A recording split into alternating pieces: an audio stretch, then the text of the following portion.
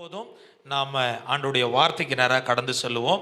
ஏசாயா தீர்க்க தரிசன புத்தகம் 58வது அதிகாரம். ஏசாயா தீர்க்க தரிசன புத்தகம் 58வது அதிகாரம் 10வது வசனத்தை யாராவது வாசிக்கும்படியாக கேட்டுக்கொள்கிறேன். பசி உள்ளவளிடத்தில் உன் ஆத்துமாவை சாய்த்து சிறுமைப்பட்ட ஆத்துமாவை திருப்தியாக்கினால் அப்பொழுது இருளில் உன் வெளிச்சம் உதித்து உன் அந்தகாரம் மத்தியானத்தை போலாகும். இங்க மிக தெளிவா ஆண்டவர் சொல்றாரு, உன் அந்தகாரம் மத்தியானத்தை போல ஆகும். அந்தகாரம் என்றால் இருளான ஒரு சூழ்நிலை, ஒரு கஷ்டமான ஒரு சூழ்நிலை, பாடுகளுக்குள்ளாக கடந்து போகிறது, ஆசீர்வாதம் இல்லாத ஒரு சூழ்நிலை, தோல்வி, நம்பிக்கை இல்லாத ஒரு நிலையை வாழ்ந்து கொண்டிருக்கிற மக்களுக்கு ஆண்டவர் சொல்றாரு, இப்படிப்பட்ட அந்தகாரம் மாறி மத்தியானத்தை போல் இருக்கும். அப்படி என்றால் அது வெளிச்சமா இருக்கும். சங்கீதத்தில் 112வது சங்கீதத்தில் ஒரு தேவனுக்கு பயந்து நடக்கிறவர்களுடைய வாழ்க்கையை குறித்து சொல்லப்படுகிறது. அவங்களுடைய வாழ்க்கை, அவங்களுடைய சந்ததி, அவங்க செய்கிற செயலெல்லாம் எப்படி இருக்கும் என்றால் ஆசீர்வதிக்கப்பட்டிருக்கும். காரணம், இருளில் அவர்கள் பிரகாசிப்பார்கள் என்று சொல்லியிருக்கிறார். அப்போ அவர்களுடைய செய்கிறதான அந்த செயல், நீதிமான் செய்கிறதான அந்த உதவிகள், மற்ற ஜனங்கள் மேலே இருக்கிறதான அந்த கரிசனைகள், இவைகள்லாம் பார்த்து கர்த்தர் அவர்களை ஆசீர்வதிப்பேன் என்று சொல்ல, சந்ததிகளை ஆசீர்வதிப்பேன் என்று சொல்லியிருக்கிறார். எனவே இன்றைக்கு கர்த்தருடைய வார்த்தைக்காக நான் எடுத்துக்கொண்ட தலைப்பு என்னவென்றால், கருணையுள்ள கரங்கள். என்ன தலைப்பு சொல்லுங்க? கருணையுள்ள கரங்கள். மறக்கவே கூடாது, கருணையுள்ள கரங்கள். அப்போ ஏன் இந்த வசனத்தை நம்ம வாசித்தோம்? இந்த ஏசாயா 58வது வசன அதிகாரத்தை ஏன் வாசித்தோம் என்றால், இஸ்ரவேல் மக்கள் நன்றாக ஆண்டவருடைய சமூகத்தில் கூப்பிடுறாங்க, ஜெபிக்கிறாங்க, உபவாசிக்கிறாங்க. ஆனால் அவருடைய ஜெபத்தை ஆண்டவர் கேட்கல. அவங்களுடைய ஜெபத்தை ஆண்டவர் தள்ளிக்கிட்டே இருக்கிறார். பலமுறை நம்ம யோசிப்போம், ஆண்டவர் நம்முடைய ஜெபத்தை கேட்டாரா கேட்கலையா, ஏன் இவ்வளவு காலம் நமக்கு இது நிறைவேறாது இருக்குது என்று சொல்லி நம்ம யோசிக்கலாம். சில நேரங்கள் ஆண்டவர் சொல்றாரு, உன் ஜெபத்தை கேட்கக்கூடாதபடிக்கு நான் என்ன செய்தேன், என்னுடைய செவியை அடைத்து கொண்ட சொல்ல. அதுக்கு காரணம் நம்முடைய ஜனங்களுடைய பாவம் தான். கர்த்தருக்கு பிரியமில்லாத காரியத்தை செய்யும் போது நம்முடைய ஜெபம் என்ன செய்யாது, கேட்கப்படாது என்று ஆண்டவர் சொல்றார். அப்போ இவர்கள் என்ன பாவத்தை செய்தார்கள் என்றால், ஜபம் மட்டும் பண்ணாங்க.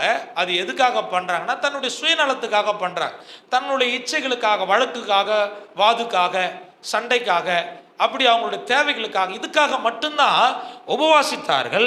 ஆனால் ஆண்டவருடைய இருதயத்தில் இருக்கிறதான சிந்தை என்ன கேட்டீங்கன்னா, பசி உள்ளவனுக்கு ஒன்று ஆகாரத்தை கொடுக்கணும், கட்டப்பட்டவர்களுக்கு விடுதலை கொடுக்கணும், சிறுமப்பட்டவர்களுக்கு உதவி செய்யணும், இப்படி நற்காரியங்களை செய்ய வேண்டும். சமுதாயத்தில் உன்னால என்ன செய்ய முடியுமோ அந்த கிரிகள் எல்லாம், ஒரு பரிசுத்தவான் செய்ய வேண்டியதான வேலைகள் எல்லாம் செய்ய வேண்டும் என்று சொல்லி ஆண்டவர் எதிர்பார்க்கிறார். மற்றவர்கள் குறித்த ஒரு நேசம் நமக்குள்ள இருக்கணும். உன்னை எப்படி நேசித்து நீ உபவாசித்து ஜெபம் பண்றியோ, அதே போல மற்றவர்களுக்காக நீ என்ன செய்யணும், ஜெபிக்க வேண்டும். மற்றவர்களுக்கு நீ உதவி செய்து உன்னுடைய அன்பை வெளிப்படுத்த வேண்டும் என்பது தேவன் விரும்புகிற விருப்பமா இருக்குது. அப்போ ஆண்டவர் சொல்றாரு, உன்னுடைய வாழ்க்கையை, உன்னுடைய ஜெப முறையை, உன்னுடைய திட்டங்களை மாற்றி நீ யோசித்த என்றால், பசி உள்ளவர்களுக்கு என்ன செய்யணுமா, பசி உள்ளவனிடத்தில் உன் ஆத்துமாவை சாய்த்து. அப்படின்னா தேவை உள்ளவர்கள் யாரெல்லாம் பசியோடு இருக்கிறாங்களோ அவர்களுக்கு, அவர்கள் வாழ்க்கையை குறித்து உன்னுடைய ஆத்துமாவில் ஒரு சிந்தை உண்டாக வேண்டும். உன் ஆத்துமாவை அவர்கள் பக்கம் சாய்க்க வேண்டும்.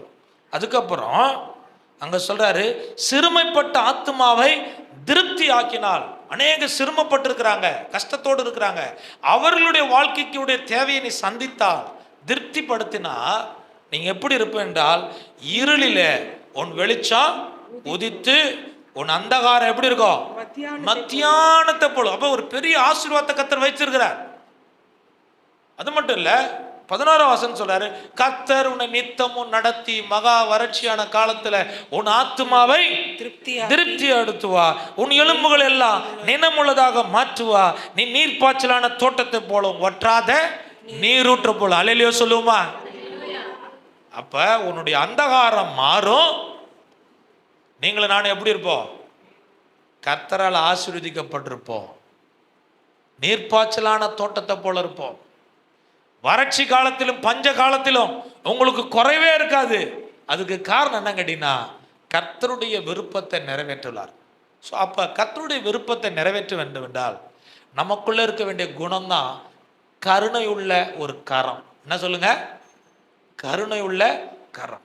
அப்படி பைபிளில் சிலர் கருணை உள்ளவர்களாக இருந்திருக்கிறாங்க, மற்றவர்களை குறித்து கேர் பண்ணுகிறவர்களாக இருந்திருக்கிறாங்க. கரிசனை உள்ளவன், நீதிமொழியில் சொல்றார், கரிசனை உள்ளவனை கர்த்தர் ஆசீர்வதிப்பாராம். மற்றவர்கள் மேல கரிசனை உள்ளவர்களை கர்த்தர் ஆசீர்வதிப்பார். அப்போ ஆசீர்வாதத்திற்கு நம்ம பெற்றுக்கொள்ள வேண்டுமா, நமக்கு இருக்க வேண்டிய குணம் கரிசனை. அப்போ கரிசனை, கேர் அப்படி என்று சொல்லும்போது நமக்கு ஆண்டவர் கொடுத்திருக்கிறதான மற்றவர்களே மேலே இருக்கிறதான ஒரு தயை, ஒரு இரக்கம், ஒரு மனதுருக்கம். இன்றைக்கி மனித நேயம்லாம் குறைஞ்சிட்டே வருது. எத்தனை பேர் அதை அறிஞ்சிருக்கிறீங்க? மனித நேயம் ஒரு காலத்தில் தனக்கு இல்லாட்டாலும் பரவாயில்ல என்று சொல்லி மற்றவர்களுக்காக செயல்பட்ட மக்கள் ஏராளம் இருக்கிறாங்க. அப்படி வாழ்ந்ததுனால தான் இன்றைக்கு அநேக என்ஜிஓக்கள்லாம் செயல்பட்டுக்கிட்டு இருக்குது, அநேக கிறிஸ்தவ நிறுவனங்கள்லாம் நடந்து கொண்டு இருக்குது. புரியுதுங்களா? அநேக இல்லங்கள்லாம் நடந்துகிட்டு இருக்குது. ஏனென்றால் அவர்களுக்கு தனக்கென்று நினைக்காம மற்றவர்களை நேசித்தாங்க, அதெல்லாம் மற்றவர்களுக்காக செயல்பட்டாங்க, கொடுத்தாங்க. இப்போ இன்றைக்கு அந்த மனித நேயம் குறைந்து போய் கொண்டு இருக்கிறதோ என்றதான ஒரு எண்ணம் எனக்கும் இருக்கிறது. பைபிளில் இந்த பகுதியில் மிக தெளிவாக சொல்றார். ஆனாலும் இன்றைக்கும் இந்த கிறிஸ்மஸ் நாளில் உங்களுக்குள்ள எனக்குள்ளேயும் ஒரு சிந்தை வர வேண்டும். யாரை குறித்து? சிறுமைப்பட்டவர்களை குறித்து ஒரு சிந்தை வர வேண்டும். ஏழை எளிய மக்களை குறித்த ஒரு சிந்தை வர வேண்டும். சுவிசேஷத்தை அறிவிக்கிற நீங்களும் நானும் வெறும் வார்த்தையால மட்டும் அல்ல, செயல்களினாலும் செயல்பட வேண்டும் என்று யாக்கோபு சொல்கிறார். யாக்கோபு என்ன சொல்கிறாரு? ஒருவன் வியாதியா இருக்கும்போது அவனுக்கு ஜெபித்துக் கொள்றேனே மட்டும் என்று சொல்லாதே. ஒருவன் வஸ்திரம் இல்லாத இருக்கும்போது நான் கர்த்தர் பார்த்துக் கொள்வார் மட்டும் என்று சொல்லாத. உன்னால முடிந்ததை அவனுக்கு செய் என்று சொல்றார். உன்னுடைய கிரியினால அந்த அன்பை வெளிப்படுத்து என்று சொல்றார். அப்ப என்ன அர்த்தம் கேட்டீங்கன்னா, இன்றைக்கு வெறும் வார்த்தையால மட்டும் கிடையாது, செயல்படுகிறவர்களாக இருக்க வேண்டும். பைபிள்ல சிலர் பார்த்தீங்கன்னா மிகவும் கரிசனை உள்ளவர்களாக வாழ்ந்திருக்கிறாங்க. ஏழை எளிய மக்கள் மேல கரிசனை உள்ளவர்களாக வாழ்ந்திருக்கிறாங்க. இயேசு கிறிஸ்து அதற்கு ஒரு முன் அடையாளமா இருக்கிறார். பைபிள் அதற்கு ஒரு முன்னு உதாரணமா இருக்கிறது. ஏன்னா பைபிள் எல்லாரையும் ஒன்றாக பார்க்கறது. அல்லேலூயா. உயர்ந்தோர் தாழ்ந்தோர் இல்லாம எல்லாரையும் ஆசீர்வதிக்கிறதுக்கும் ஆண்டவர் திட்டங்களை பைபிளில் கொடுத்திருக்கிறார். அவர் எல்லார் மேலேயும் கரிசனை உள்ளவராக இருந்தார்.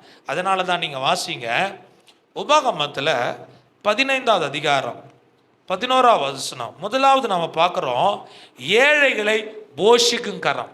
அந்த கருணையுள்ள கரம் என்ன செய்யும் கேட்டீங்கன்னா, ஏழைகளை போஷிக்கும். நீங்க வாசிங்க, உபாகமம் 15:11. தேசத்திலே எளியவர்கள் இல்லை சாரி இல்லையோ இல்ல தேசத்திலே எளியவர்கள் இல்லாதிருப்பதில்லை. தேசத்திலே எளியோர்கள் இல்லாதிருப்பதில்லை. ஆகையால் உன் தேசத்திலே சிறுமைப்பட்டவனும் எளியவனும் ஆகிய உன் சகோதரனிடத்தில் உன் கையை தாராளமாய் திறக்க வேண்டும் என்று நான் உனக்கு கட்டளையிடுகிறேன். இங்க ஆண்டவர் இஸ்ரவேல் ஜனங்களுக்கு பிரமாணமா கொடுக்கிறார். அவங்க கடைபிடிக்க வேண்டிய காரியங்களை சொல்லிட்டு வரும்போது, தேசத்தில் எளிமையானவர்கள் இருக்கிறார்கள், தேவை உள்ளவர்கள் இருக்கிறாங்க. அவர்களுக்கு நீங்களும் நான் என்ன செய்யணுமா? தாராளமாக தங்களுடைய கைகளை விரிக்கணும். உன் கையை மூடிக்கொள்ளாதே, தாராளமாக விரிக்க வேண்டும். அப்படின்னா என்ன அர்த்தம்?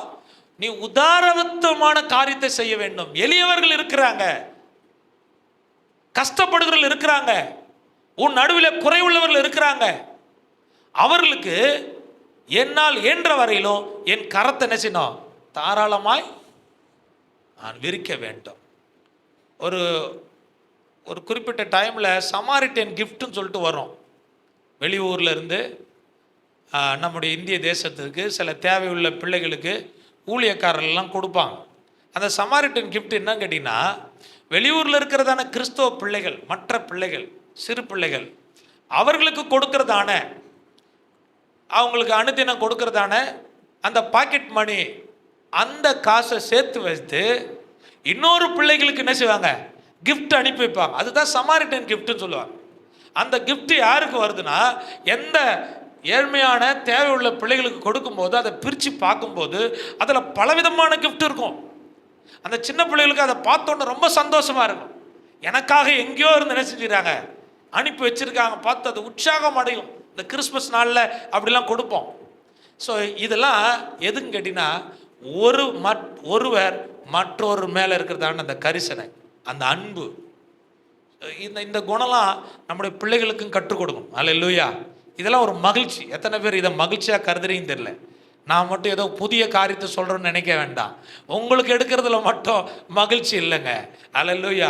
மற்றவர்களுக்கு கொடுக்கும்போது ஒரு மகிழ்ச்சி உண்டாகும். அந்த சந்தோஷத்தை அனுபவிச்சிருக்கிறீங்களா? அதுதான் பார்த்தீங்கன்னா நம்ம கரத்தை விரிக்கிறதுக்கு அடையாளம். கரத்தை மூடிக்கொள்ளாது, உன் கரத்தை விரி என்று சொல்கிறாரு. நீங்கள் பார்த்தீங்கன்னா நீதிமொழிகளில் குணசாலியான ஸ்திரியை குறித்து சொல்ற 31வது அதிகாரம் 20வது வசனம். குணசாலியான ஸ்திரீனுடைய அந்த கேரக்டர் எப்படிப்பட்டதா இருக்குது பாருங்க. நம்ம சிறுமையானவர்களுக்கு தன் கையை திறந்து ஏழைகளுக்கு தன் கரங்களை நீட்டுகிறாள். இங்க நல்லா கவனிக்கணும். ஆண்டவர் குணசாலியான ஸ்திரீ எதுக்காக ஆண்டவர் கொடுத்திருக்கிறார்? எதுக்காக அநேக குணசாலியான ஸ்திரீகளை நீங்கள் திருமணம் பண்ணி இருக்கிறீங்க? சபையில் எத்தனை குணசாலியான ஸ்திரீகள் இருக்கிறீங்க? உங்களை கொண்டு கர்த்தர் என்ன சொல்றாரு? ஏழைகளுக்கு உன் கரத்தனை செய்ய விரி. அந்த அம்மா அவங்க வீட்டில் வேலை செய்கிறவர்களுக்கும், தன்னுடைய குடும்பத்திற்கும், தன்னுடைய பிள்ளைகளுக்கும், அதே சமயத்தில் தன்னுடைய கணவனாருடைய கணத்திற்கும் உயர்வான ஒரு ஸ்தானத்தில் நிற்கிறதுக்கும் யார் அஸ்திபாரமாக இருந்தாங்க?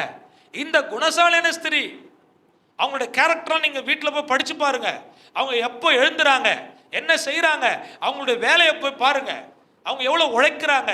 ஆனால் அவங்க சோர்ந்து போகாததுக்கு காரணம் என்னன்னு கேட்டிங்கன்னா, அவங்களுக்கு எண்ணம் மற்றவர்களுக்கும் கொடுக்கணும். எனக்கு மட்டும் கிடையாது, என் வீட்டில் வேலை செய்கிறவர்களுக்கு மட்டும் கிடையாது, என் மூலமாக ஏழை ஜனங்களும் ஆசீர்வதிக்கப்படும் என்று சொல்லி ஏழைகளுக்கும் தன்னுடைய கரத்தை என்ன செய்கிறாங்க? விரிக்கிறாங்க. நீங்களும் நானும் இதை யோசனை பண்ணி பார்க்கணும். எவ்வளோ நமக்காக உழைத்து கொண்டிருக்கிறோம். என் கரத்தை அடுத்த கட்ட நடவடிக்கை என்ன செய்ய போகிறேன்? ஏழைகளுக்கு நான் விரிக்க போகிறேன், தேவை உள்ளவர்களுக்கு நான் விரிக்க போகிறேன். ஆண்டவர் அந்த அளவுக்கு உங்களை ஆசீர்வதிப்பார். அல்லேலூயா. இதுக்காக ஒரு பெரிய அமௌண்ட்டு தான் கொடுக்கணும் அர்த்தம் இல்லை, பெரிய காரியத்தை தான் செய்யணும் அர்த்தம் இல்லை. என் சக்திக்கு என்ன கொடுக்க முடியுமோ அதை செய்கிறேன். அல்லேலூயா சொல்லுவோமா? ஆமே. உன்னை என்னை நேசிக்கிறத போல நான் பிறனை நேசிக்கிறேன். அல்லேலூயா. அதைத்தான் செய்ய சொல்றார். எங்களெல்லாம் அதெல்லாம் முடியாது அப்படின்னு யாரும் சொல்ல முடியாது. ஒரு சின்ன பிள்ளை கூட சொல்ல முடியாது என்னால் முடியாதுன்னு சொல்லிட்டு. ஏன் கேட்டீங்கன்னா, ஆண்டவர் அந்த பழக்கத்தில் நம்மளை உருவாக்க சொல்றார். ஆமே. கடைசி காலங்களில் வந்திருக்கிறோம். நம்ம தேவை உள்ள காலத்தில் இருக்கிறோம், பிரச்சனை உள்ள காலத்தில் இருக்கிறோம். இவைகளுக்கு மத்தியில் நீங்களும் நானும் மற்ற ஜனங்களை நேசிக்கிறவர்களாக மாறணும். இங்கே அந்த குணம் இந்த குணசாலியான ஸ்திரிக்கு இருந்திருக்குது. அதனால தான் அந்த குடும்பமும் ஆசீர்வதிக்கப்பட்டிருந்தது. அந்த அம்மா செய்த எல்லா காரியமும் ஆசீர்வதிக்கப்பட்டிருந்தது. அப்போ அவங்களுடைய இருள் அந்தகாரெல்லாம் மாறி அவங்க வெளிச்சமாக இருந்தாங்க. இன்ற வரைக்கும் அந்த அம்மாவை குறித்து நம்ம பேசுகிறோம். குணசாலியான ஸ்திரீ நீதிமொழிகள் 31 படித்து பார்த்துக்கும் போது மிக தெளிவாக இருக்குது. எந்த அளவுக்கு ஆசீர்வதிக்கப்பட்ட ஒரு பெண்ணு நினைத்தா முழு குடும்பத்தையும் ஆசீர்வாதத்துக்குள்ள நடத்த முடியும். அந்த மாதிரியான புத்தி உள்ள ஸ்திரீகளாக இன்றைக்கு அனைவரும் மாற வேண்டும். அல்லேலூயா. அடுத்தது நீங்கள் ரூத்துடைய கேரக்டர் நீங்கள் பார்த்தீங்கன்னா, ரூத் எப்படிப்பட்டவங்களா இருந்தாங்க? நீங்கள் வாசிங்க. ரூத்து புத்தகம் 1வது அதிகாரம் 14ஆம் வசனத்தை படிச்சு பாருங்களா. 4:11. ரூத்து 1வது அதிகாரம் 14ஆம் வசனம். அப்பொழுது அவர்கள் சத்தமிட்டு அதிகமாய் அழுதார்கள். ஒர்பால் தன் மாமியை முத்தமிட்ட போது ரூத்தோ அவளை விடாமல் பற்றி கொண்டாள். அப்பொழுது அவள், இதோ உன் சகோதரி. எப்போதும் இந்த பகுதி உங்களுக்கு நல்லா தெளிவாக தெரியும். ரூத்துடைய கேரக்டர் குறித்து உங்களுக்கு சொல்லவே தெரியல. எத்தனை பேருக்கு எல்லாருக்கும் தெரியும்? அல்லேலூயா. இருக்கிறீங்களா? எல்லாருக்கும் தெரியும். அந்த அம்மா ஒர்பால் முத்தமிட்டு தன்னுடைய மாமியை விட்டுட்டு கடந்து போறாங்க. ஏன்னா ஒர்பாலுடைய வீட்டுக்காரரும் மரித்து போனார், ரூத்துடைய வீட்டுக்காரரும் மரித்து போனார், இந்த நகோமியுடைய கணவனும் மரித்து போனார். நகோமி தனியா இருக்கிறாங்க. இந்த நகோமியை குறித்த ஒரு கரிசனை, அவர்களை போஷிக்க வேண்டும், பாதுகாக்க வேண்டும், பராமரிக்க வேண்டும் என்றதான அன்பு யாருக்கிட்ட இருந்து கேட்டீங்கன்னா இந்த ரூத்துக்கிட்ட இருந்தது. அதனாலதான் இந்த ரூத்து சொல்றாங்க, நான் உம்மை விட்டு நான் போகிறத குறித்து பேசவே வேண்டாம். நீ எங்க போய் தங்குறையோ அங்க நான் தங்குவேன். நீ என்ன சாப்பிடுறியோ அதை நான் சாப்பிடுவேன். நீ எந்த தெய்வத்தை நீ ஆராதிக்கிறோ அந்த தெய்வத்தை நினைச்சுவேன், ஆராதிப்பேன். உம்மோடு கூட தங்கிறத விட வேற எந்த காரியத்தை நீங்க என்ன செய்யக்கூடாது, பேசக்கூடாது. இப்ப நகோமி பார்க்கறாங்க, இந்த மகளுடைய கேரக்டர், இந்த குணத்தை பார்க்கும்போது என்னை விட்டு இவங்க போக மாட்டாங்கன்றதான உறுதியை அவங்க அறிந்த போது அடுத்த முறை இந்த நகோமி ஒரு வார்த்தை கூட சொல்லவே இல்லை. நீ என்னை விட்டு போன்னு சொல்லவே இல்லை. ஆனா என்ன நடந்து தெரியுங்களா? அந்த மாமியாருடைய எண்ணம், அந்த நகோமியுடைய எண்ணம், இந்த ரூத்துடைய அந்தகாரத்தை மாற்ற வேண்டும், இருளான வாழ்க்கையை மாற்ற வேண்டும். இந்த ரூத்துடைய வாழ்க்கை வெளிச்சமா மாறுவதற்கு என்னால் என்ன செய்ய முடியுமோ அதை செய்து முடித்தாங்க. அல்லேலூயா. இன்ற வரைக்கும் ரூத்துடைய வாழ்க்கை பிரகாசமா வாழ்ந்தது என்பதை நம்ம பைபிள்ல என்ன செய்ய மிக தெளிவா ரூத்து புத்தகம் நமக்கு போதிக்குது. இந்த போவாசுடைய வாழ்க்கை மூலமாக, போவாசுடைய சந்ததி மூலமாக முழு உலகத்திற்கு வெளிச்சம் உண்டானதுக்கு காரணம் இந்த ரூத்தாக தான் இருந்தாங்க. அல்லேலூயா சொல்லுமா? நீங்க நினைக்கிறீங்க நான் செய்தது ஒரே ஒரு நகோமியை தான் பற்றி கொண்டேன்னு சொல்லி, அதை கர்த்தர் பார்த்தார். அல்லேலூயா. கர்த்தர் அந்த மகளுடைய வாழ்க்கையை ஆசீர்வதித்தார். அந்தகாரம் மாறும், வெளிச்சம் மத்தியானத்தை போல பிரகாசமா இருக்கும். உன் வாழ்க்கை பிரகாசமா இருக்கும், சுகவாழ்வு சீக்கிரத்துல துளிர்க்கும். எப்ப கேட்டீங்கன்னா உன் கரத்தை நீ என்ன செய்ய, எளியவர்களுக்காக விரிக்க வேண்டும். ஆண்டவர் ஏழைகளை போஷிக்கிற குணத்தை கர்த்தர் நமக்கு கொடுப்பாராக. அப்போஸ்தலர் நடபடிகளில் 9வது அதிகாரம் 36வது வசனத்துல ஒரு மகளை குறித்து சொல்லப்படுது. அந்த மகள் பேர் தொர்க்கால் என்கிறதான தபித்தாள். அவங்க பேர் என்ன சொல்லுங்க? தொர்க்கால். பேர் வச்சா இந்த மாதிரி பேர் வைங்க. எதோ பேர் யூடியூப்ல போய் பார்க்குறீங்க, இந்த கூகுளில் சர்ச் பண்ணுறீங்க, பிள்ளை பிறந்தால் என்ன செய்யணும், அந்த பேர் வைக்கிறேன், இந்த பேர் வைக்கிறேன். தொர்க்கால் வை, தபித்தால் வை, சரிங்களா? பைபிள் பேரை வைங்க. பைபிள் பேரெல்லாம் மறைஞ்சிச்சு. இப்போ நிறைய பேர் வந்து பார்த்தீங்கன்னா ஏதாவது சலுகை கிடைக்குன்னு சொல்லிட்டு தமிழ் பேரை வச்சுன்னு சுற்றுறாங்க. என்ன கவர்மெண்ட்டில் சலுகை கிடைக்கணும், அது கிடைக்கணும். பைபிள் பேரை வை. அல்லேலூயா. தபித்தால் வை, தொர்க்கால் வை. அல்லேலூயா. அடுத்து வாசிச்சு பாருங்க, அங்க எப்படிப்பட்ட குணமுள்ளதான். அந்த மாதிரி குணம் நம்முடைய பிள்ளைகளுக்கு வரட்டும். யோப்பா பட்டணத்தில் கிரேக்க பாஷையிலே தொர்க்கால் என்ற அர்த்தம் கொள்ளும், தொர்க்கால் என்ற அர்த்தம் கொண்ட தபித்தாள் என்னும் பேருடைய, தபித்தாள் என்ற பேருடைய ஒரு சீஷி இருந்தாளா? அவள் நற்கிரியைகளையும் தர்மங்களையும் மிகுதியாய் செய்து கொண்டு வந்தாள். அந்த அம்மா எப்படிப்பட்ட இருந்தாங்களா? ஒரு சீசி. எப்படி சீசன் இருக்கா அதை போய் சீசி, ஆண்டவரை பின்பற்றுகிற, விசுவாசிக்கிற, ஆண்டோட சித்தத்தை செய்கிறதுக்கு தன்னை அர்ப்பணித்திருக்கிற ஒரு சீசி இருந்தாங்க. அந்த அம்மா என்ன செய்து கேட்டினா தான தர்மங்களை செய்து கொண்டிருந்தது. அந்த அம்மா தன்னுடைய சொந்த கையினால ஜனங்களுக்கு வஸ்திரம் செய்து போட்டிருக்கிறாங்க. புரியுதுங்களா? அந்த அம்மா எப்படி இறந்தாங்கன்னு தெரியல, என்ன சூழ்நிலை இறந்தாங்கன்னு தெரியல. அந்த மகள் இறந்து போயிருக்கிறாங்க. தொர்க்கால் இறந்த செய்தியை கேட்டு இந்த தொர்க்காலால ஆசீர்வதிக்கப்பட்டவங்க, நன்மை பெற்றவங்க எல்லாரும் இந்த அம்மா இறந்த செய்தியை கேட்டு ஒரு பெருங்கூட்டமாக வந்திருக்குதுங்க. பெருங்கூட்டமாக வந்து அழுதுகிட்டு இருக்கிறாங்க.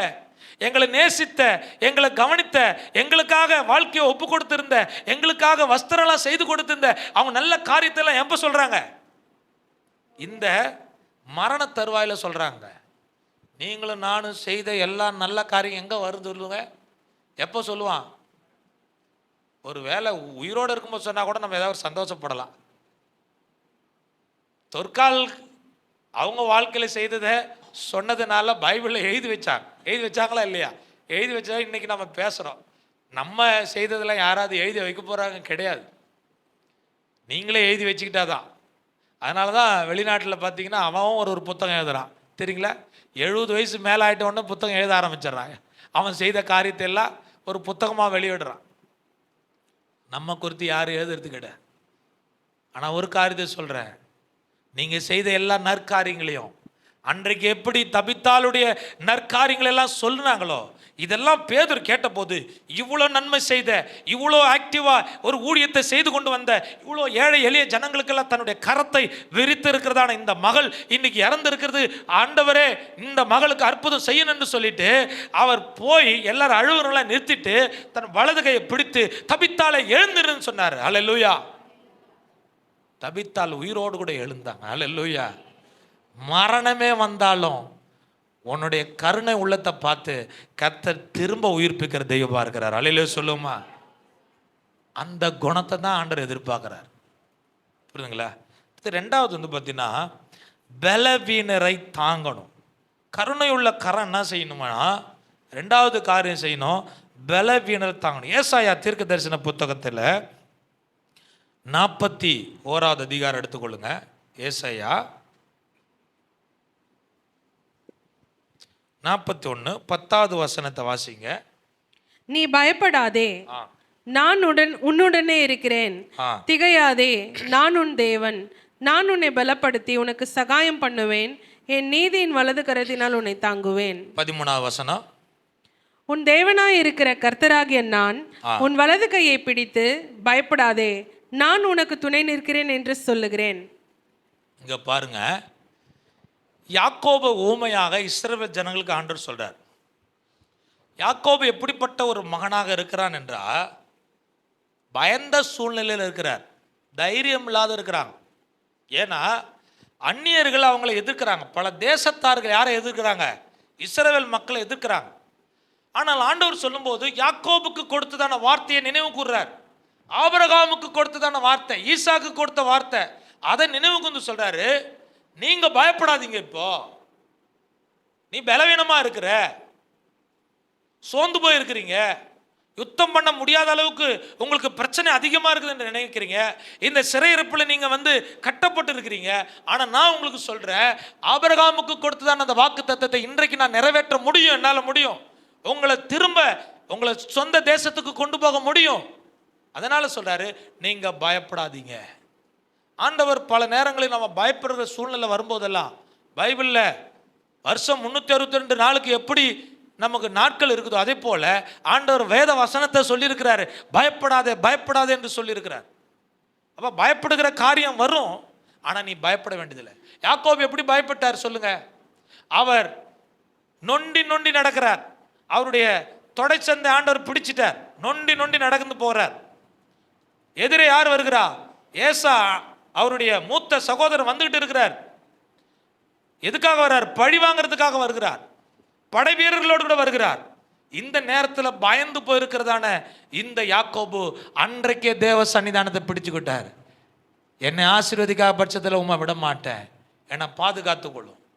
அப்போ அவருடைய நிலை எப்படி இருந்து கேட்டிங்கன்னா, அவர் குறித்து இங்கே ஏசாயா 41 இங்கே பார்த்தீங்கன்னா 15வது வசனம் சொல்றாரு, 14வது வசனம், யாக்கோபு என்னும் பூச்சியே, இஸ்ரவேலின் சிறு கூட்டமே, பயப்படாதே, நான் உனக்கு துணை நிற்கிறேன். ஹல்லேலூயா. அப்ப நீ எப்படிப்பட்ட ஆளா இருக்கிற?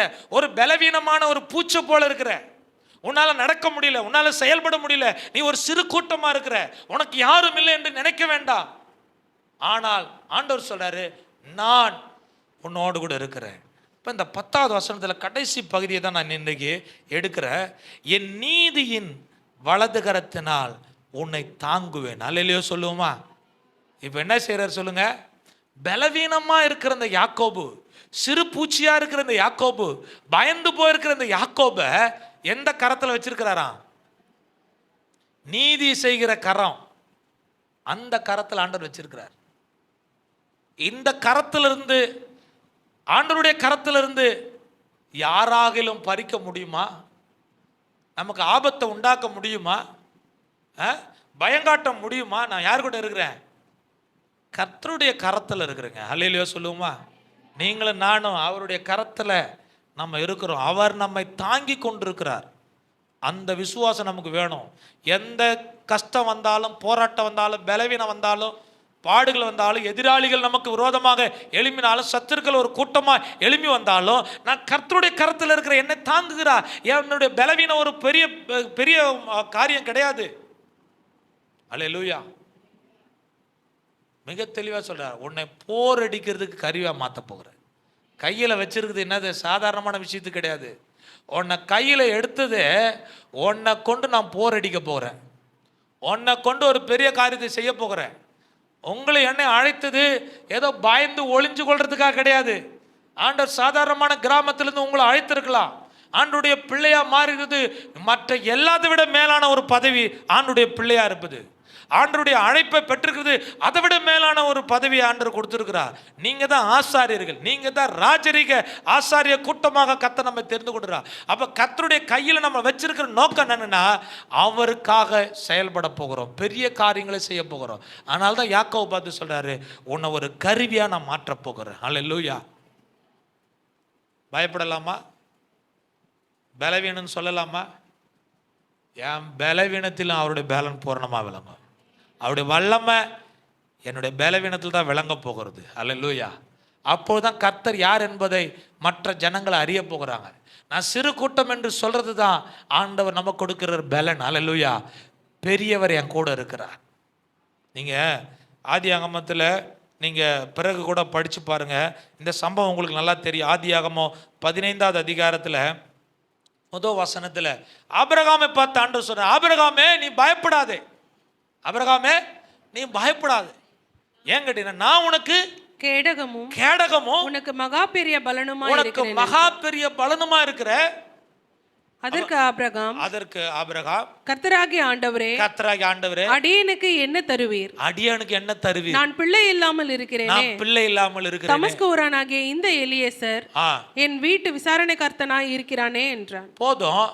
பல ராஜாக்களை மேற்கொண்ட ஆபிரகாம்ங்க லோத்தினுடைய உடைமைகள் எல்லாம் பறித்து கொண்டு போயிட்டார்கள்.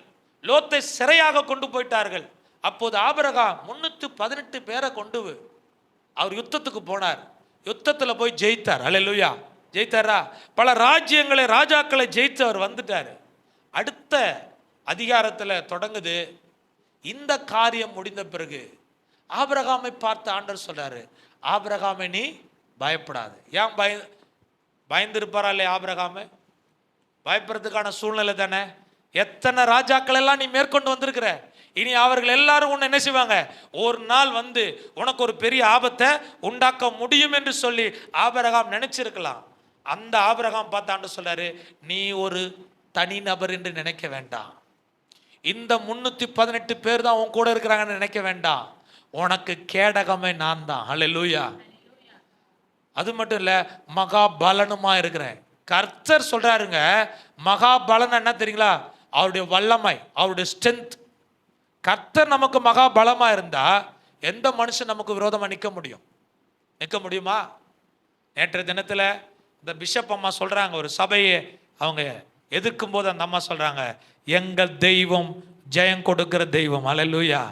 எங்க தெய்வம் எங்களுக்கு துணை இருக்கிறார். அல்லேலூயா. அவங்க சொன்ன வார்த்தை, ஒவ்வொரு வார்த்தையும் அதை கேட்கும் போதே நமக்கு விசுவாசம் உண்டாகும். அல்லேலூயா. ஒரு பலன் உண்டாகும். அப்ப இந்த விசுவாசம் எங்க வந்தது? ஒரு உபத்திரம், ஒரு பிரச்சனை ஒரு சபையில் வரும்போதுதான் எல்லா விசுவாசிகளுக்குள்ளும் ஒரு ஒற்றுமை வருது. நாம் ஆண்டவருடைய விசுவாசத்துக்காக நிற்க வேண்டும் என்று சொல்லி. அப்போ ஆண்டவர் நம்முடைய நாட்டில், நம்முடைய மாநிலத்தில், நம்முடைய பகுதியில் ஒரு பிரச்சனை உண்டாக்குறாரா, அது எதுக்கென்றால் தூங்கி கொண்டிருக்கிற விசுவாசியை நீங்கள் ஐக்கியப்பட வேண்டும், ஆண்டவருடைய சேவை செய்வதற்காக உங்களுடைய வாய்ஸை நீங்கள் ரைஸ் பண்ண வேண்டும் என்று சொல்ற கர்த்தர் என்ன செய்கிறாரு, இந்த காரியத்தை வாய்க்க செஞ்சுக்கிட்டு இருக்கிறார், செயல்படுத்தி கொண்டிருக்கிறார். இங்க பாருங்க, ஆண்டவர் ஆபிரகாம் சொல்றார், நான் உன்னுடைய பலனா இருக்கிறேன், நீ பயப்படாத. அந்த தேவன் தான் நம்முடைய பலவீனத்தை தாங்குறார், அவருடைய கரத்தில் நம்மளை ஏந்தி கொண்டிருக்கிறார். கடைசியாக ஒரு காரியத்தை நான் சொல்லி முடிக்கிறேன். தேவை உள்ளவர்கள் மேல் மனதுருக்கம். தேவை உள்ளவர்கள் மேல் என்ன செய்யணும்? இப்போ கருணை உள்ள கரங்கள் உள்ளவங்களை 3 காரியத்தை சொல்ற ஏழைகளை நம்ம என்ன செய்யணும்? போஷிக்கணும். 2வது பலவீனரை தாங்க வேண்டும். தேவை உள்ளவர்கள் மேல் மனதுருக்க வேண்டும். லூக்கா எழுதின சுவிசேஷம் 10வது அதிகாரம் 30வது வசனத்தை வாசிங்க. லூக்கா எழுதின சுவிசேஷம். இயேசு பிரதியுத்தரமாக, ஒரு மனுஷன் எருசலேமிலிருந்து எரிகோவுக்கு போகையில், ஒரு மனுஷன் எருசலேமிலிருந்து எரிகோவுக்கு போகையில் கள்ளர் கையில் அகப்பட்டான். அவர்கள் அவன் வஸ்திரங்களை உரிந்து கொண்டு அவனை காயப்படுத்தி குற்றுயிராக விட்டு போனார்கள். அப்பொழுது தற்செயலாய் ஒரு ஆசாரியன் அந்த வழியே வந்து, நல்லா கவனிக்கணும், தற்செயலாய் ஒருத்தன் வரான். அவன் யாரு சொல்லுங்க? ஒரு ஆசாரியன் வரான். அவனை கண்டு பக்கமாய் விலகி போனான். அவனை கண்டு எப்படி போயிட்டான் சொல்லுங்க? கண்டு காணாதமா போயிட்டான், அப்படியே வழி விலகி போயிட்டான். அதுக்கப்புறம் அப்படியே ஒரு லேவியனும் அந்த இடத்துக்கு வந்து, அப்படியே ஒரு லேவியனும் வருகிறான். அவனை கண்டு பக்கமாய் விலகி போனான். அவனும் கண்டு பக்கமா விலகி போயிட்டான். பின்பு சமாரியன் ஒருவன் பிரயாணமாய் வருகையில், அவனை கண்டு மனதுருகி. நல்லா கவனிக்கணும், கருணை உள்ள கரம், கருணை உள்ளம் யாருக்கு இருக்குது அப்படின்னு பார்த்தீங்கன்னா ஆசாரியனுக்கு கிடையாது. ஆசாரியன் என்ன நினைச்சா சொல்லுங்க? நம்ம ஆலயத்துக்கு போவோம், இவன் அடிபட்டு கிடக்கிறான், இவன் ரத்தம் நம்ம மேலே நினைச்சக்கூடாது, நம்ம அங்கியில் படக்கூடாது, நம்ம தீட்டு ஆகிடக்கூடாது, நமக்கு எதுக்கு தேவையில்லாத வம்பு யோசிப்பான்ல, நமக்கு எதுக்கு தேவையில்லாத வம்பு, யாராவது எப்படியா போட்டும், யாராவது அடிபட்டு கிடக்கட்டும், நமக்கு என்ன, நம்ம வேலையை பார்த்து என்ன செய்வோம், போவோம் அப்படின்னு சொல்லிட்டு ஆசாரியன் இறக்கப்பட வேண்டியவன், செயல்பட வேண்டியவன் செயல்படாம கடந்து போகிறான். லேவியனுடைய வேலை என்ன சொல்லுங்க? லேவியன் கர்த்தருடைய ஆலயத்தில் பணிமுட்டு வேலைகளை செய்கிற இந்த லேவியன் ஒரு சேவை செய்யக்கூடியவன், ஊழியக்காரன்.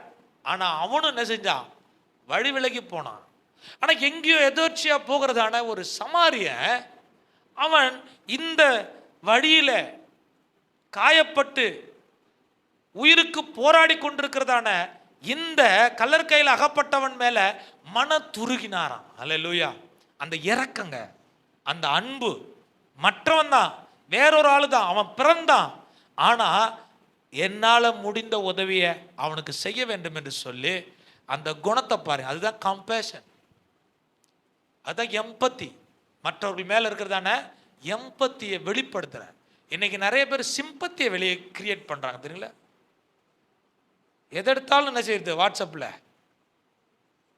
ஜெபிச்சு கொள்ளுகிறோம், கையெடுத்து கும்பிடுறோம். ஜெபிக்கிறத கூட போடுறது கூட, எழுதுறது கூட டைம் இல்லை, கையெடுத்து கும்பிடுறோம். இதில் நான் பெரும்பாலும் எல்லாத்துலேயும் கையெடுத்து கும்பிடுறத, எதுக்கு கையெடுத்து கும்பிட்டானே தெரியாது நமக்கு.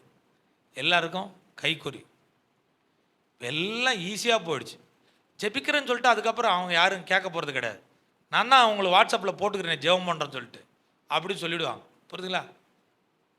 அந்த நாளில் மன்றாடி போராடி ஜெபம் பண்ணி அந்த காரியத்துக்காக போராடினா, இந்த நாளில் கையெடுத்து மட்டும் காட்டிட்டு ஜெபிச்சிட்டோம் போ. அந்த மாதிரியான லேவியர்கள் இருக்கிறாங்க, ஆசாரியில் இருக்கிறாங்க. இந்த காலத்தில் நம்ம வாழ்கிறோம், புரியுதுங்களா? ஆனால் கரிசனை உள்ளவன் இறங்கி போய் அவன் காயத்தை எண்ணெய் பூசி திராட்சை ரசம் ஆத்து அவனுக்கு குடிக்கிறதுக்கு கொடுத்து அவனுக்கு வஸ்திரத்தை உடுத்தி இவனுடைய வாகனத்தில் இவனுடைய என்ன செய்ய கழுத மேலே ஏற்றி அவனை கொண்டுட்டு போய் எங்கே சேர்த்துக்கிறார் சொல்லுங்க? சத்திரத்தில் சேர்த்து பராமரித்துட்டு ஓடிட்டாரா? இல்லை. அந்த சத்திரக்காரங்கிட்ட சொல்றாரு, இவனுக்கு ஆக வேண்டிய செலவெல்லாம் நான் செய்கிறேன், பொறுப்பெடுக்கிறேன், நான் திரும்பி வருவேன், அப்போது இவனுக்கு கொடுக்க வேண்டியதை நான் பில்லெல்லாம் கொடுப்பேன்னு சொல்கிறா பாரு. இந்த குணம் எங்கிருந்து வந்தது? இதுதாங்க கருணை உள்ளம். இந்த உள்ளம் தான் இன்றைக்கு குறைஞ்சு போயிருக்குது. புரியுதுங்களா? கிறிஸ்மஸில் நீங்களும் நானும் கிறிஸ்தவனுடைய உள்ளத்தை வெளிப்படுத்த வேண்டும்னா ஆண்டவராக இயேசு கிறிஸ்து சொன்ன ஓமை இது. உங்களுடைய உள்ளம் எப்படிப்பட்டதாக இருக்கணும்? கருணை உள்ளமாக இருக்க வேண்டும், மனதுருக்க வேண்டும். இயேசு கிறிஸ்து அவர் இந்த உலகத்தில் ஊழியம் செஞ்ச போது மத்தேயு எழுதின சுவிசேஷம் 14:14 படித்து பார்த்தீங்கன்னா திரளான மக்கள் வந்தாங்க. பல தேசத்திலிருந்து, பல பகுதியிலிருந்து, அவங்களாம் தூரமான பகுதியிலிருந்தெல்லாம் வந்து இயேசு கிறிஸ்து எதாகிலும் சுகம் கொடுப்பார் என்று சொல்லி வந்தாங்க. அநேகருக்கு ஆண்டவர் சுகம் கொடுத்தார். வாசித்து பாருங்களா, மத்தேயு 14:14. இயேசு வந்து திரளான ஜனங்களை கண்டு, இயேசு திரளான ஜனங்களை கண்டு அவர்கள் மேல் மனதுருகி, அவர்கள் மேல் மனதுருகினார். அவர்களில் வியாதியஸ்தர்களாய் இருந்தவர்களை சுத்தமாக்கினார். சாயங்காலமான போது அவருடைய சீஷர்கள் அவரிடத்தில் வந்து இது வனாந்தரமான இடம், இது வனாந்தரம், நேரமும் ஆயிற்று, நேரமாகிவிட்டது. ஜனங்கள் கிராமங்களுக்கு போய் தங்களுக்கு ஆகாரத்தை பெறுவதற்கு அவர்களை அனுப்பிவிடும் சொல்றாங்க. இயேசு அவர்களை நோக்கி, அவர்கள் போக வேண்டுவதில்லை, நீங்களே அவர்களுக்கு போஜனம் கொடுங்கள் என்றார். நீங்களே அவங்களுக்கு போஜனம். இப்ப ஆண்டவர் சொல்றாரு, நான் இவர்களை பார்த்து மனதுருகிறேன். நேரம் ஆகிவிட்டது என்று நினைக்க வேண்டாம். நமக்கும் நேரம் ஆகிவிட்டது நீங்க யோசிக்க வேண்டாம். நானும் நினைச்சிறேன் உங்க மேல மனதுருக்கம் உடையவர்களா இருக்கிறேன். அப்ப ஆண்டவர் சொல்றார், இவ்வளவு நேரம் என் வார்த்தையை கேட்டுட்டு இருக்கிறாங்க, சுகமெல்லாம் பெற்றிருக்கிறாங்க. ஆனால் இவர்கள் பசியோட அனுப்புவதற்கு எனக்கு நல்ல விருப்பம் இல்லை. இவர்கள் திருப்தி அடையணும், இங்க இருந்து போகும்போது சந்தோஷமா போகணும். அதுக்கு என்ன செய்யணும்? உங்க கையில என்ன இருக்குது கேட்கிறார். அப்ப அவங்க சொல்றாங்க, 5 அப்பமும் 2 மீன் தான் இருக்குது. ஆண்டவர் இந்த கரத்தில் எடுத்து ஆண்டவர் வானத்துக்கு நேராக உயர்த்தி அவர் ஜெபிக்க ஆரம்பிக்கிறார். அவர் ஜெபித்த போது இந்த 5 அப்பமும் இந்த 2 மீனும் 5000 பேர் போஷிக்கப்பட்டு 12 கூட நிறைய நிரம்பத்தக்கதாக ஆண்டவர் பெருக்கத்தை கொடுத்தாரா இல்லையா? எதுக்காக இதை செய்தாரு? இந்த ஜனம் என்னுடைய ஜனம், கர்த்தருடைய வார்த்தையை கேட்டிருக்கிறாங்க. இவர்களுக்கு ஆண்டவர் எப்படி அற்புதம் செய்ய முடியும்? உங்க வாழ்க்கையும் என் வாழ்க்கையும் கர்த்தர் பார்த்து கொண்டிருக்கிறார். உங்களுடைய கஷ்டத்தை கர்த்தர் பார்த்திருக்கிறார். ஒரு மீட்டிங் வந்த ஒரு கர்த்தருடைய செய்தியை கேட்ட அவர்கள் மேலே மனதுருக்கம் கொண்டதான இயேசு கிறிஸ்து உங்க வாழ்க்கை குறித்துதான மன உருக்கமுடையவராக அவர் இருக்கிறார். அதனால தான் இயேசு கிறிஸ்து எந்த வியாதிஸ்தலை பார்த்தா மனதிருகி சுகமாக்கினார், குருடனை பார்த்து சுகமாக்கினார், மரித்து போனதான விதவினுடைய மகளை ஆண்டவர் உயிரோடு எழுப்பினார். அவங்களை கண்ணீர் விட்ட போது இயேசு கிறிஸ்து கண்ணீர் விட்டார். அதுதான் கிருபை உள்ள தெய்வம். அவர் மனதுருகினார் ஒவ்வொரு மேலையும். நீங்களும் நானும் இயேசு கிறிஸ்துனுடைய ஜெராக்ஸா இருக்கு. நான் பல தடவை சொல்லியிருக்கேன். நம்ம யார் சொல்லுங்க? இயேசு கிறிஸ்துனுடைய ஜெராக்ஸ் யாரு? ஆமென், அல்லேலூயா சொல்லுமா? அப்ப இயேசு கிறிஸ்துவை இந்த பூமியில இன்னைக்கு நம்ம உலகம் பார்க்கணும். அல்லேலூயா. அது நம்ம மூலமா பார்க்கணும். புரியுதுங்களா?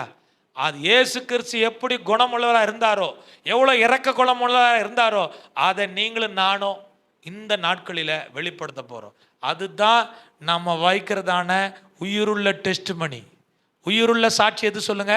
இயேசு வாழ்ந்தது போல வாழ்வுதான் உயிருள்ள சாட்சி. இதுக்கு பிரசங்கம் தேவையில்லைங்க. இதுக்கு பிரசங்கம் பண்ணணும்னு அவசியம் இல்லை.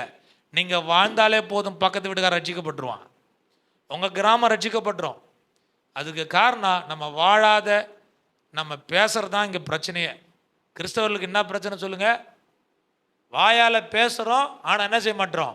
செயல்பட மாட்டோம். இன்றைக்கு ஒரு தீர்மானம் பண்ணணும். ஆண்டவரே, இந்த டிசம்பர் மாதத்தில் வந்திருக்கிறோம், எங்களுடைய உள்ளம் கருணை உள்ளமாக மாறணும், எங்கள் உள்ளம் மற்றவர்களை கேர் பண்ணுகிற உள்ளமாக மாறணும். அதுக்காக ஆண்டவரிடத்தில் நம்ம ஜெபம் பண்ணணும். எலிசா தீர்க்கதரிசன இடத்துல ஒரு அம்மா வருகிறாங்க. 2 ராஜாக்கள் 4வது அதிகாரம் 7வது வசனத்தில் சொல்லப்படுது. ஒரு அம்மா வந்து சொல்றாங்க, தீர்க்கதரிசனுடைய மனைவி, தீர்க்கதரிசி கடன் வாங்கிட்டு இறந்து போயிட்டார். அந்த வீட்டில் கட சுமையினால பிள்ளை என்ன செய்ய போறாங்க?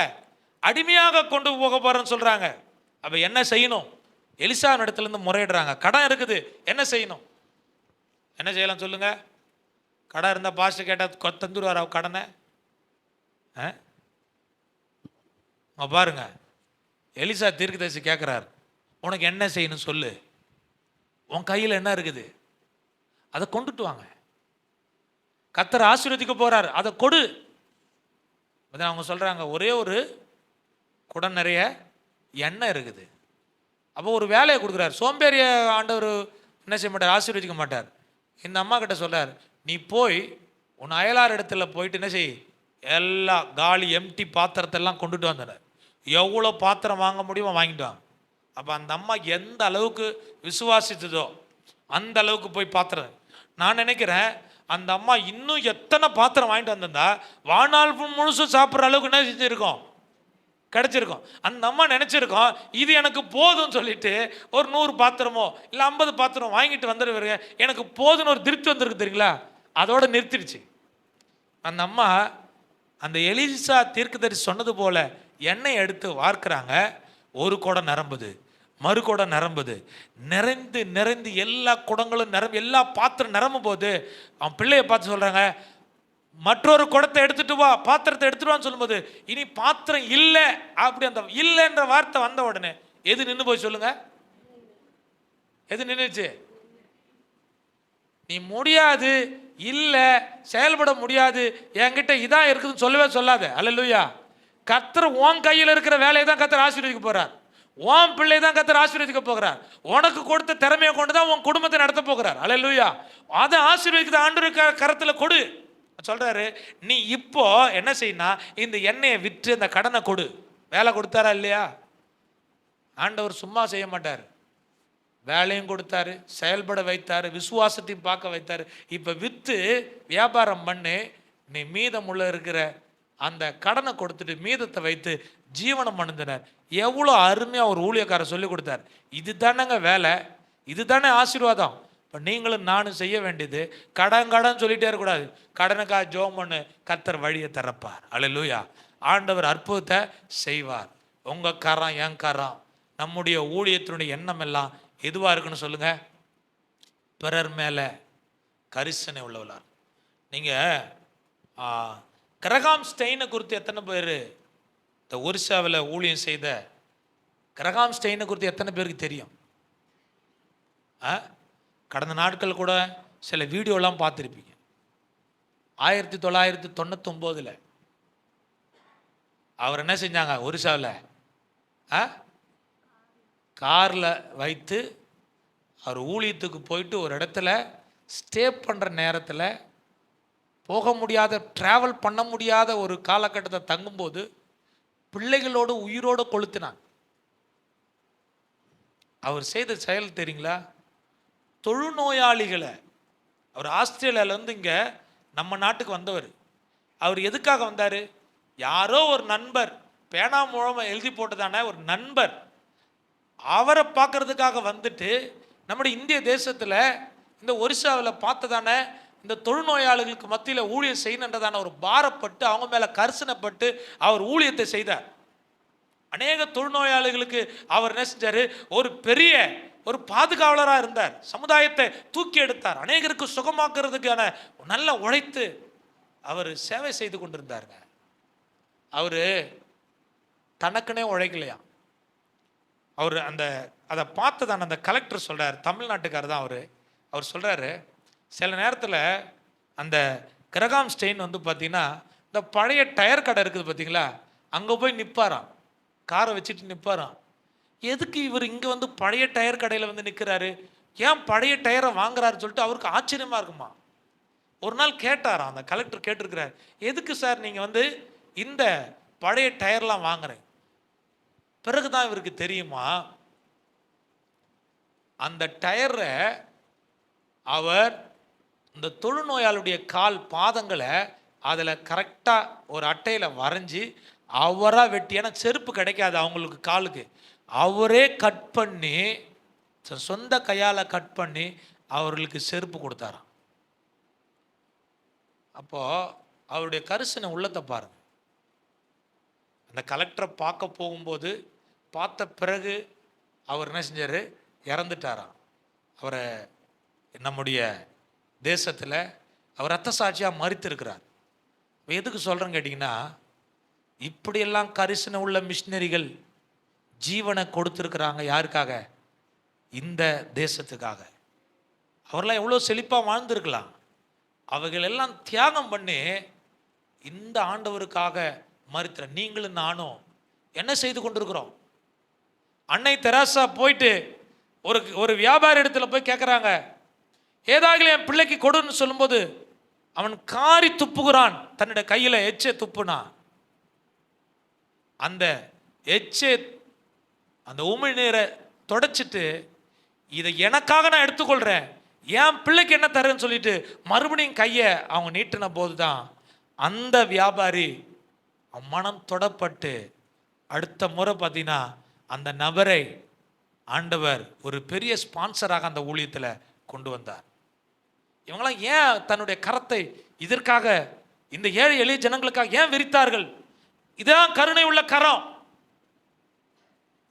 ஜார்ஜ் முல்லர் ஆலிபத்தில் தன் வாழ்க்கையை ஒப்பு கொடுத்தவர். 5000 அவர்கள் தாய் தகப்பன் இல்லாத பிள்ளைகளுக்கு தினமும் ஆகாரம் கொடுத்தார்கள். விடுதிகளை கட்டினார்கள். மிஷினரிகள் கர்த்தருக்காக அநேக மக்களை போஷிக்கணும், அநேக மக்களை ரட்சிப்புக்குள் நடத்தணும் என்று சொல்லி சேவை செய்தார்கள். இதெல்லாம் மனித நேயங்க, ஒருவர் நேசிக்கணும். இந்த கிறிஸ்மஸ் நாளில் நான் உங்களுக்கு சொல்லுகிறேன், நீங்களும் நானும் கரிசனை உள்ளவர்களாக இருக்க வேண்டும், நற்கிரிகளை செய்கிறவர்களாக இருக்க வேண்டும்.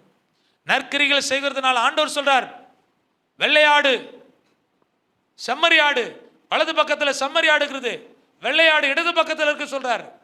ஆண்டவர் நியாயம் தீர்க்கும்போது சொல்றாரு, நான் பசியா இருந்தேன், எனக்கு ஆகாரம் கொடுத்தார், வஸ்திரம் இல்லாத இருந்தேன், இவர்கள் வஸ்திரத்தை கொடுத்தார்கள். அவங்களாம் கேட்குறாங்க, எப்பொழுது உண்மை வஸ்திரம் இல்லாத கண்டோம், எப்போது பசி இல்லாத கண்டோம்?